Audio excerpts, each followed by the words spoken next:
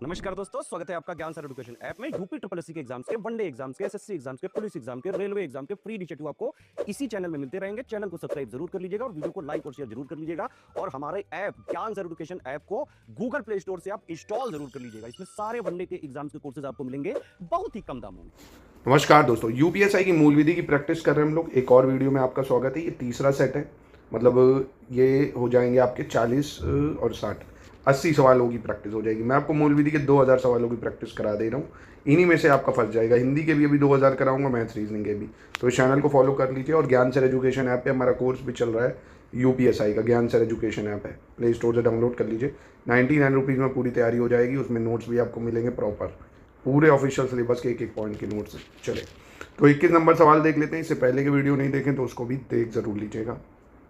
कह रहा, राष्ट्रीय मानवाधिकार आयोग को परिवाद भेजने के माध्यम के संबंध में क्या सही है। मतलब अगर राष्ट्रीय मानवाधिकार आयोग को आपको परिवाद भेजना है तो कैसे भेजा जाएगा? फैक्स के माध्यम से, टीवी से, ईमेल से, या इनमें से कोई नहीं?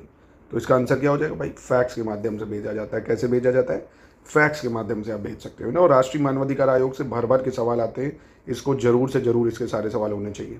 मानवाधिकार संरक्षण अधिनियम 1993 ये कब बना? बहुत ज़्यादा महत्वपूर्ण सवाल, बहुत ज़्यादा। कब बना ये? तो 28 सितंबर 1993। डेट याद रखना। मानवाधिकार संरक्षण अधिनियम कब बना? 28 सितंबर 1993। 28 सितंबर 1993, ठीक है। इसके बाद कह रहा है, मत व्यक्ति द्वारा लोक स्थान में अवचार दंडनीय कृत्य। मत व्यक्ति समझे, दारू वारू पिए हुए, नशे में भाई, पब्लिक प्लेस में कुछ अवचार करता है तो वो बीएनएस की कौन सी धारा में अपराध होगा? तो भारतीय न्याय संहिता जो है उसकी 2023 वाली, इसकी धारा 335 के तहत। किसमें? धारा 335 के अंदर, 355 के तहत, 355 के तहत जो है ये दंडनीय होगा, ठीक है। मत व्यक्ति यानी नशे में अगर कुछ करता है अवचार वो। फिर कह रहा है, केंद्रीय चिड़ियाघर प्राधिकरण के कार्य क्या क्या है ये आपको बताना है। केंद्रीय चिड़ियाघर प्राधिकरण के कार्य दो ये है, दो ये। तो आप देखेंगे, चिड़ियाघर को मान्यता प्रदान करना, चिड़ियाघरों की मान्यता समाप्त करना, और चिड़ियाघर में रखे हुए या रखे गए पशुओं के लिए आवास और चिकित्सीय सुविधाओं का न्यूनतम मानक विनिर्दिष्ट करना, ये सभी होंगे, ठीक है। वन्य जीव संरक्षण अधिनियम 1993 का प्रवत्त हुआ। कह रहा वन्य जीव संरक्षण अधिनियम 1993 ये कब आया भाई? तो इसकी शुरुआत हुई 4 अगस्त 1992 को। कब होती है? 4 अगस्त 1992, ठीक है। वन्य जीव संरक्षण अधिनियम 1992। ध्वनि प्रदूषण की सीमा एवं मानदंड का निर्धारण निम्नलिखित में से किस वाद में किया गया है? ध्वनि प्रदूषण की सीमा एवं मानदंड का निर्धारण तो ये किस में करा गया है? ये करा गया है इनरी ध्वनि प्रदूषण। इनरी ध्वनि प्रदूषण कहाँ पे? इनरी ध्वनि प्रदूषण वाद में, है ना। ये आपको वाद याद रखना है, इनरी ध्वनि प्रदूषण।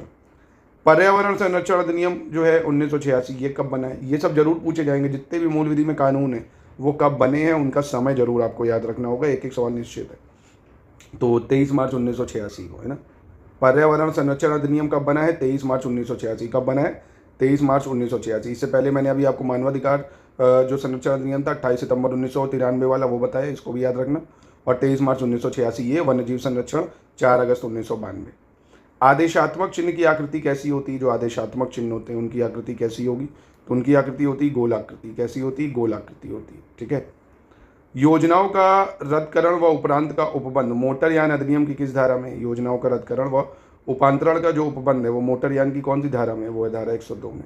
किसमें? धारा 102। फिर ये मोटर वाहन अधिनियम 1988 ये कब आया भाई? ये भी आपको याद रखना है। मोटर वाहन अधिनियम 1988 कब प्रवत्त हुआ? कब प्रवत्त हुआ? 1 जुलाई 1989। 1 जुलाई 1989। रटिए इसको, रटिए 3 बार 4 बार।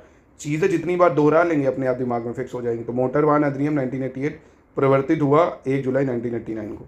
अनुसूचित जाति अनुसूचित जनजाति अधिनियम 1989 का विस्तार कहाँ है?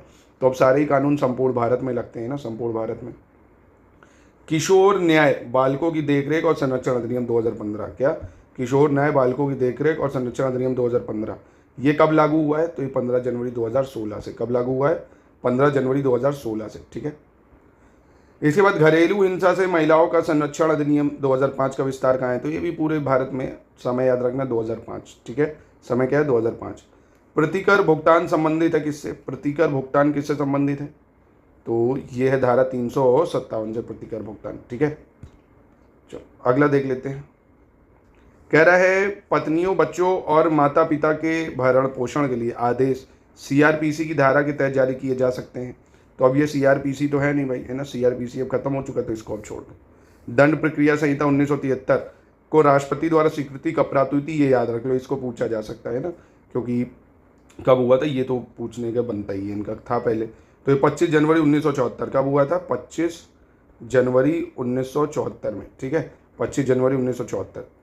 फिर कह रहा है बिरसा सिंह बनाम पंजाब जो है, बिरसा सिंह बनाम पंजाब राजवाद किससे संबंधित है, बिरसा सिंह बनाम पंजाब राजवाद, तो ये बना संबंधित है हत्या से। बिरसा सिंह बनाम पंजाब राज्य का वाद हत्या से संबंधित है, किससे संबंधित है, हत्या से।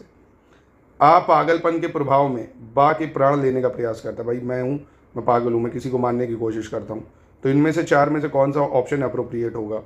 बा को आत्मरक्षा का कोई अधिकार नहीं है क्योंकि आप पागल है, बा को आत्मरक्षा का अधिकार है यद्यपि आप पागल है, तो यही सही भाई, आत्मरक्षा का अधिकार तो सबके ही विरुद्ध मिलेगा आपको ना। महबूब शाह वाद आधारित है, महबूब शाह का जो वाद है वो किस पे आधारित है, तो महबूब शाह का वाद आधारित है सामान्य आशय से, किससे, सामान्य आशय से, सामान्य आशय से, महबूब शाह का वाद संबंधित है सामान्य आशय से। बिरसा सिंह बनाम पंजाब का वाद संबंधित है हत्या से। भारतीय दंड संहिता 1860 जो है, इसको अधिनियमित कब किया गया था, ये सवाल आपको याद रखना पड़ेगा। तो इसको अधिनियमित किया गया था 6 अक्टूबर 1860 को, है ना, भारतीय दंड संहिता 6 अक्टूबर 1860, और दंड प्रक्रिया संहिता CRPC जो है ये 25 जनवरी 1974, ठीक है। तो ये थे आज आपके सेटिंग में, BNS और IPC के जो जरूरी है वो मैं कराऊंगा आपको, तो प्लीज़ इसको फॉलो करिए। 20 सवाल है, ज़्यादा समय आपको लगेगा नहीं और आपकी अच्छी प्रैक्टिस हो जाएगी ना। MCQ से क्या होगा, चीज़ें याद होंगी, पर हाँ दोहराते रहिएगा इसको, हर 3-4 दिन में वीडियोस को दोहराते रहिए, ठीक है। बाकी और भी किसी टॉपिक का रिवीजन करना चाहते हो तो बताइए, नहीं तो मैं तो पूरी जनरल अवेयरनेस भी इसमें आपको कराऊंगा दोस्तों।